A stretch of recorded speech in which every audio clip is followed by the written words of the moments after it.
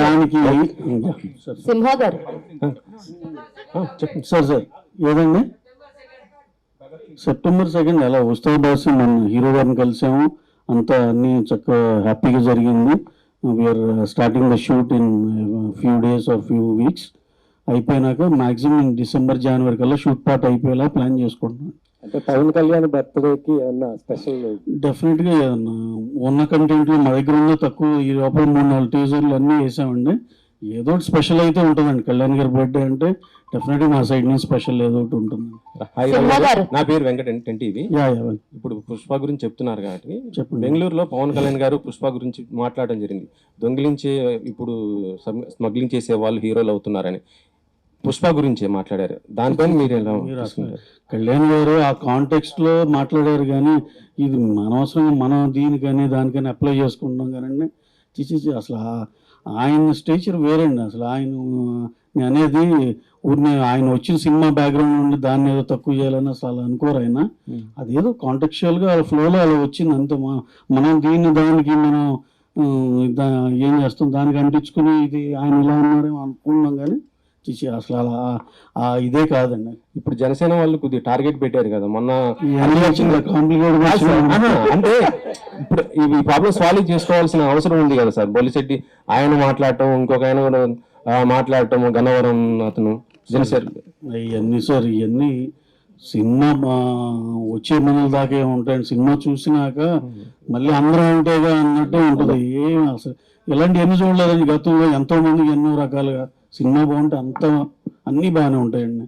ఇది ఏదో just time being ఏదో అక్కడ డిఫరెన్స్ ఇక్కడ డిఫరెన్స్ అని చెప్పుకోవటమే, కానీ అలాంటి ఏం లేదు సార్. ఫ్యామిలీ అంతా ఒకటే. దానికి సింహ గారు చెప్పండి సార్ ఏదండి September 2nd అలా ఉత్సవ్ బాస్ మనం హీరో గారిని కలిసాము, అంతా అన్ని చక్కగా హ్యాపీగా జరిగింది. We're starting the shoot in few days or few weeks. అయిపోయినాక మ్యాక్సిమం డిసెంబర్ జనవరి కల్లా షూట్ పార్ట్ అయిపోయేలా ప్లాన్ చేసుకుంటున్నాం. అంటే పవన్ కళ్యాణ్ బర్త్డేకి ఏమన్నా స్పెషల్? డెఫినెట్గా ఏదన్నా ఉన్న కంటెంట్లో మా దగ్గర ఉన్న తక్కువ ఈ లోపల 3-4 టీజర్లు అన్నీ వేసామండి. ఏదో ఒకటి స్పెషల్ అయితే ఉంటుందండి. కళ్యాణ్ గారి బర్త్డే అంటే డెఫినెట్గా మా సైడ్ నుంచి స్పెషల్ ఏదో ఒకటి ఉంటుంది. నా పేరు వెంకట ఎన్టీవీ.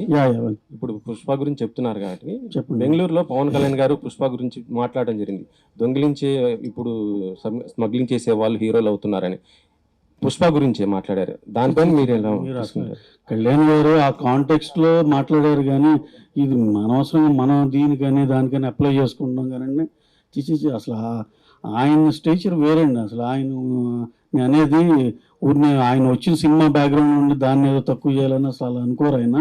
అదేదో కాంటెక్చువల్గా ఫ్లోలో అలా వచ్చింది అంతే. మనం దానికి మనం ఏం చేస్తాం, దానికి అంటించుకుని ఇది ఆయన ఇలా ఉన్నారేమో అనుకున్నాం, కానీ అసలు అలా ఇదే కాదండి. ఇప్పుడు జనసేన వాళ్ళు కొద్దిగా టార్గెట్ పెట్టారు కదా మొన్న.